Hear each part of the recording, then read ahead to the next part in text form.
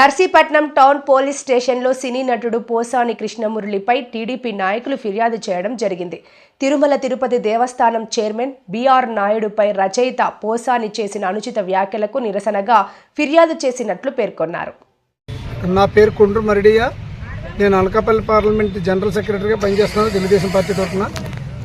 ఈరోజు నేను నర్సీపట్నం టౌన్లో సినీ నటుడైనటువంటి పోసాని కృష్ణమురళి మీద ఫిర్యాదు ఇవ్వడం జరిగింది. కారణం ఏంటంటే ఆయన ఈ మధ్యకాలంలో మన టీటీడీ చైర్మన్, ప్రముఖ పుణ్యక్షేత్రమైనటువంటి టీటీడీ తిరుమల తిరుపతి దేవస్థానం చైర్మన్ అయినటువంటి బిఆర్ నాయుడు గారిపై తనకు నోటుకు వచ్చినట్టు మాట్లాడడం జరిగింది. మరి ఆ విషయంలో హిందువుల మనోభావాలను దెబ్బతీనే విధంగా మురళి గారు చేసినటువంటి వ్యాఖ్యలు చాలా అనుచితంగా ఉన్నాయి. ఈ విషయాన్ని దృష్టిలో పెట్టుకొని మరి మేమైతే తెలుగుదేశం పార్టీ అనుబంధ సంస్థల తరఫున, దళిత సంఘాల తరఫున మేమైతే కనుక పోసాని కృష్ణమురళి గారిపై రాష్ట్ర వ్యాప్తంగా కూడా మేము ప్రతి పోలీస్ స్టేషన్లో కంప్లైంట్లు ఇవ్వడం జరుగుతుంది. మరి దాంట్లో భాగంగానే ఈరోజు నర్సీపట్నం టౌన్ పోలీస్ స్టేషన్లో అతని మీద మేము కంప్లైంట్ ఇవ్వడం జరిగింది. బిఆర్ నాయుడు గారు టీవీ5 ఛానల్ పెట్టి ప్రజల పక్షాన నిష్పాక్షికంగా ఆయన ఛానల్ నడుపుతున్నారు. ప్రజల సమస్యల్ని ప్రభుత్వాలకి, ఉన్నత వర్గాలకి అందరికీ కూడా తెలియజేయడం జరుగుతుంది. ఆయన ఎంతో ట్రాన్స్పరెంట్గా జరుగుతున్నటువంటి బిఆర్ నాయుడు గారిని ఆయన చాలా వ్యంగ్యంగా మాట్లాడాడు. అసభ్యకరమైనటువంటి పదజాలంతో వాడి మరి పోసాని కృష్ణమురళి చాలా దారుణమైనటువంటి మాటలతో ఆయన కించపరిచాడు. ఆయన ఇప్పుడు ప్రజెంట్ ప్రముఖ స్థానంలో ఉన్నారు. టీటీడీ దేవస్థానం చైర్మన్గా ఉన్నారు.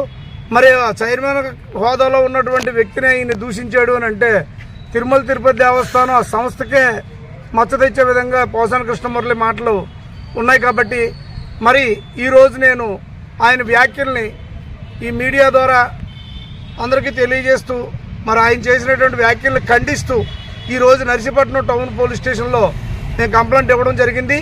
ఈ కంప్లైంట్ని తీసుకొని ఆయన కఠినంగా శిక్షించాలని జిల్లా ఎస్పీ గారిని, అలాగనే ఇక్కడ ఉన్నటువంటి టౌన్ సిఐ గారిని కూడా కోరడం జరిగింది. కాబట్టి ఈ విషయమై ప్రజలు కూడా గమనించి పోసాని కృష్ణమురళి వ్యాఖ్యల్ని ప్రతి ఒక్కరు కూడా ఖండించాలని చెప్పేసి ఈ సభాముఖంగా తెలియజేస్తున్నానండి.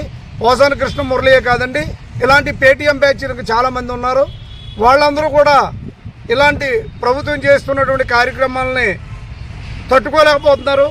5 సంవత్సరాల్లో వాళ్ళు చేయలేని పని 4 నెలల్లో తెలుగుదేశం గవర్నమెంట్ చేసి చూపిస్తుంది.